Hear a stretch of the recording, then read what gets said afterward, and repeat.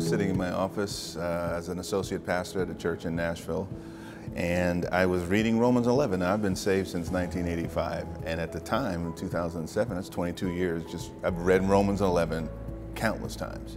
But this one particular time, words were just popping off the page. Words like, you don't support the root supports you. Root, I've read this book, okay. All Israel will be saved. Words like, for the elect's sake, they are beloved. I said, wow, God, if I did this kind of A equals B equals C equation, I said, Lord, if you love Israel and I love you, then I just made this declaration, well, I love Israel. And little did I realize where that would lead. But then I kept reading, and I got to Romans 12, 1 and 2. What Paul was beseeching us, I beseech you therefore, brethren, that you present yourselves a living sacrifice. Well, sacrifice to whom? The Jewish people, not just to the Lord, but to Israel and the Jewish people. Don't be conformed to this world. Well, what world was Paul talking about? A world that Claudius was trying to produce. And Claudius kicked all the Jews out of Rome. You see, the enemy's constant pressing issue is a world without Jews. At that moment, I realized this is serious business. This is high kingdom business. Every major civilization has had as its high priority, get rid of the Hebrews or the Jewish people. Egypt, Assyria, Babylon, Persia, Greece, the Romans, and on into the Ottoman Empire. Even the Spanish, how did that work out for them with the Inquisition?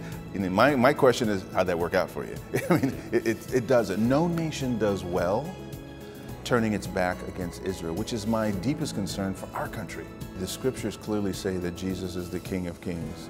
And if one is a follower of Christ, and you know that he is a king, well, he has a kingdom, and Israel is very much a part of that. You know, when the Messiah comes back, when Jesus comes back, he's not coming back to Malibu, he's not coming back to my city, your city, he's coming back to his city, and that is Jerusalem. So whatever is of high interest to our King, King Jesus, it should be of high interest to his followers, to his citizens, to the people who are in the kingdom of God. You know, Jesus' first words of ministry were repent, for the kingdom of heaven is at hand.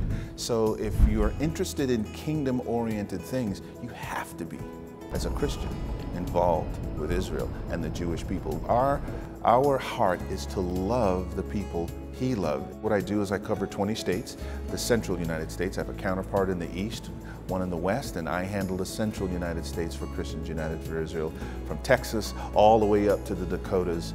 And it's been just a wonderful experience going into cities, gathering pastors, sparking within their heart a desire to stand with Israel and the Jewish people, and giving them biblical proof texts to do so.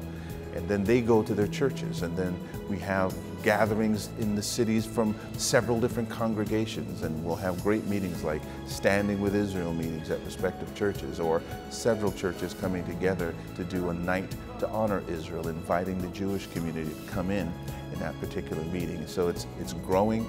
We're at 3 million people now, plus it's just excellent where God is taking this organization. Pastor Hagee has made it very clear. You draw a line around the Jewish and Christian communities because we are one. We get our knowledge of God from them. So therefore we must stand and support them and to love them.